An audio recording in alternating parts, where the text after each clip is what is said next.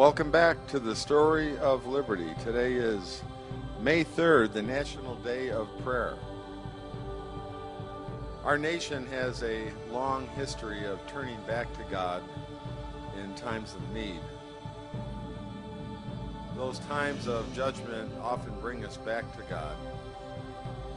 In 2 Chronicles 7:14 we read, "If my people who are called by my name will humble themselves and pray and seek my face and turn from their wicked ways, then I will hear from heaven and will forgive their sin and heal their land."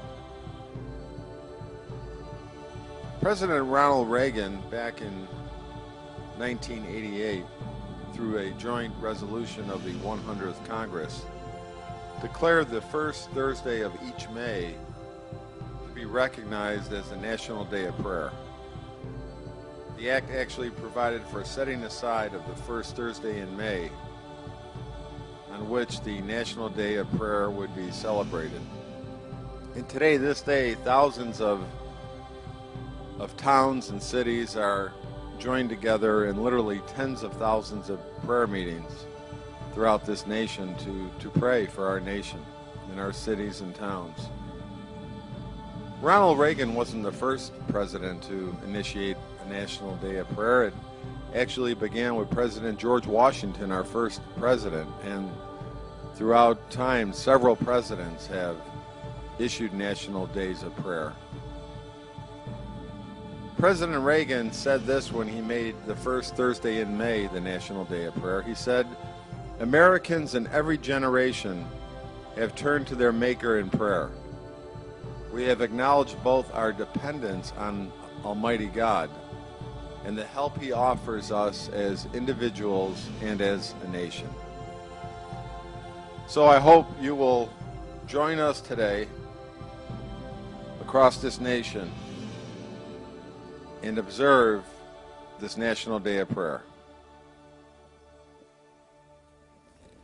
Prayer has sustained our people in crisis, strengthened us in times of challenge, and guided us through our daily lives since the first settlers came to this continent.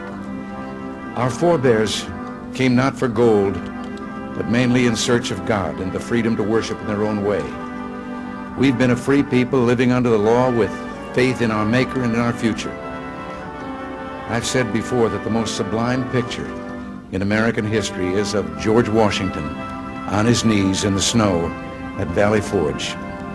That image personifies a people who know that it's not enough to depend on our own courage and goodness. We must also seek help from God, our Father and Preserver. Thomas Jefferson once said, "Almighty God created the mind free." Abraham Lincoln said once that he would be the most foolish man on this footstool we call earth if he thought for 1 minute he could fulfill the duties that faced him if he did not have the help of one who was wiser than all others. One of my favorite passages in the Bible is the promise God gives us in 2 Chronicles. "If my people which are called by my name shall humble themselves and pray and seek my face and turn from their wicked ways, then will I hear from heaven and will forgive their sin and will heal their land." That promise is the hope of America and of all our people.